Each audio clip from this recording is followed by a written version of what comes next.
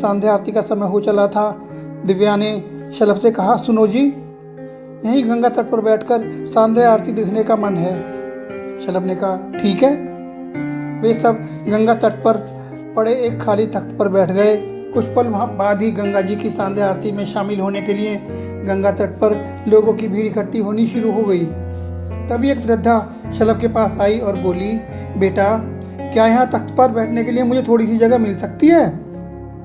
शलभ बोला, हाँ हाँ, क्यों नहीं अम्मा, आप आराम से बैठिए। वृद्धा सकुचाती सी तख्त पर एक और बैठ गई। उसी वक्त मुख्य पुजारी जी के द्वारा गंगा जी की संध्या आरती की जाने लगी। आरती के दीपकों की लौ गंगा के पानी में अजब सी रंगत पैदा कर रही थी।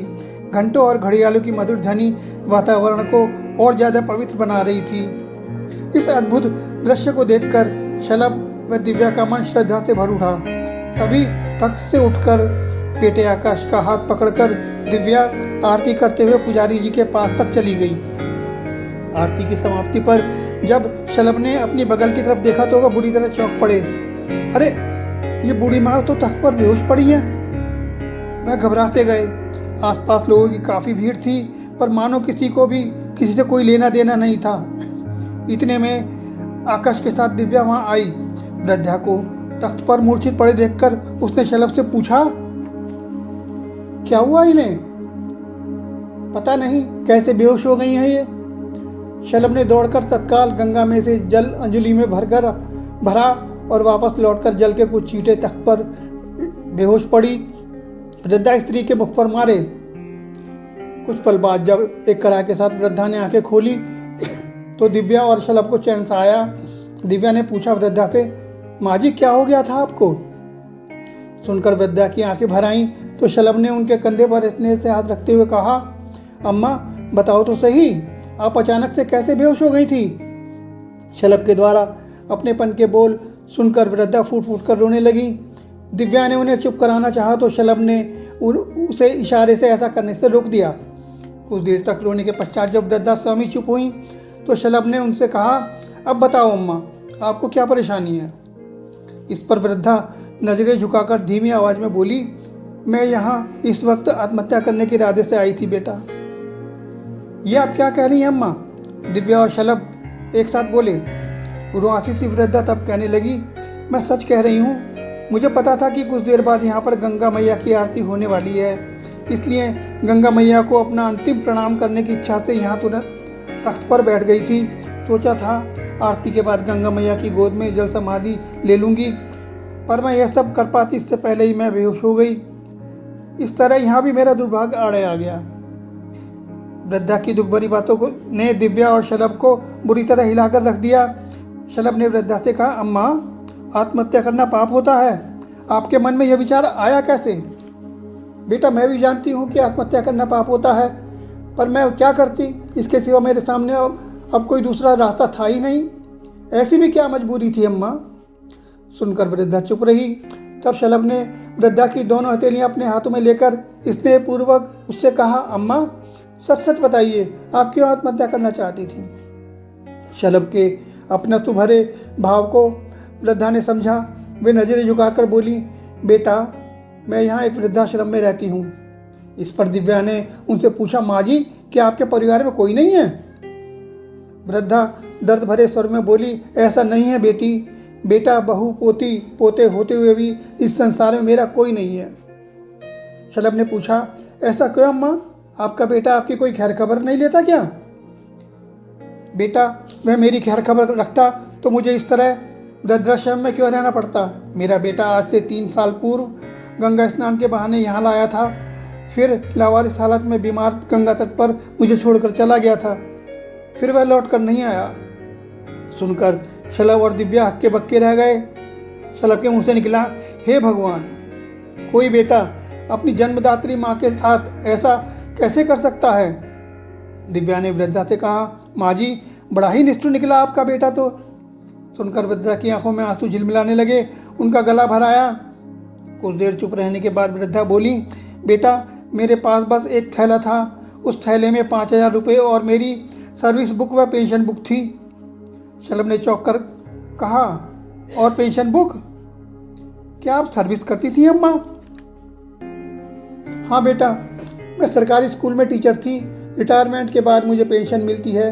वृद्धाश्रम में रहकर मैं अपनी पेंशन से ही अपनी ज़िंदगी के शेष दिन बिता रही हूँ। बेटा, इस बार 2 महीने से पेंशन भी नहीं मिली है। कहते कहते वृद्धा रुक गई। संकोच उनके चेहरे पर उभर आया। यह देखकर शलभ ने अपना तो भरा हाथ उनके कंधे पर रखते हुए उनसे कहा, अम्मा, इसको नहीं, मुझे बेझिझक सब कुछ बताओ। वृद्धा ने आंसू भरी आंखों से शलभ की ओर देखा, फिर कहा, बेटा, पेंशन समय पर न मिलने से मैं 2 महीने से आश्रम का किराया नहीं दे पाई हूँ। इसलिए अब आश्रम वाले मुझे आश्रम से बाहर कर देने की धमकी दे रहे हैं। पैसों की तंगी की वजह से आज 5 दिनों से मेरे पेट में अन्न का एक भी दाना नहीं गया है। इसलिए मुझे बैठे बैठे चक्कर आ गया था। वृद्धा की आप बीती सुनकर शलभ का हृदय कराह उठा। दिव्या ने वृद्धा से कहा, माँ जी, आपकी कहानी तो बहुत ही दुख भरी है। इस पर वृद्धा बोली, बेटी, मैं कमज़ोर दिल वाली कतई नहीं हूँ। जिंदगी के हर थपेड़ों को मैं आज तक हंस हंस कर सहती आई हूँ, पर पेट की भूख से मैं बुरी तरह टूट गई थी। आश्रम वाले भी बाहर निकालने की धमकी दे रहे हैं। इन सब से घबरा कर मैंने अपना जीवन खो देने का निर्णय लिया था।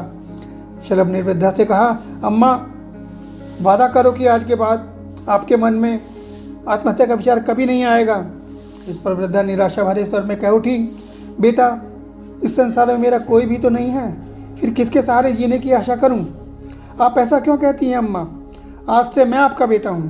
कहकर शलभ वृद्धा के चरणों में झुक गया। यह देखकर वृद्धा कुछ अचकचासी गई। दिव्या ने इस पर मुस्कुराते हुए वृद्धा से कहा, माँ जी, रख दीजिए ना इनके सिर पर अपना स्नेह भरा हाथ, बना लीजिए ना इन्हें अपना बेटा और मुझे अपनी बहू। वृद्धा ने तब कांपता हाथ अपने पैरों में झुके शलभ के सिर पर रख दिया। दिव्या और आकाश ने भी आगे बढ़कर वृद्धा के पांव छुए। शलभ ने वृद्धा से कहा, अम्मा, अपनी जन्मदात्री माँ की अस्थियाँ आज गंगा में विसर्जित करने आया था।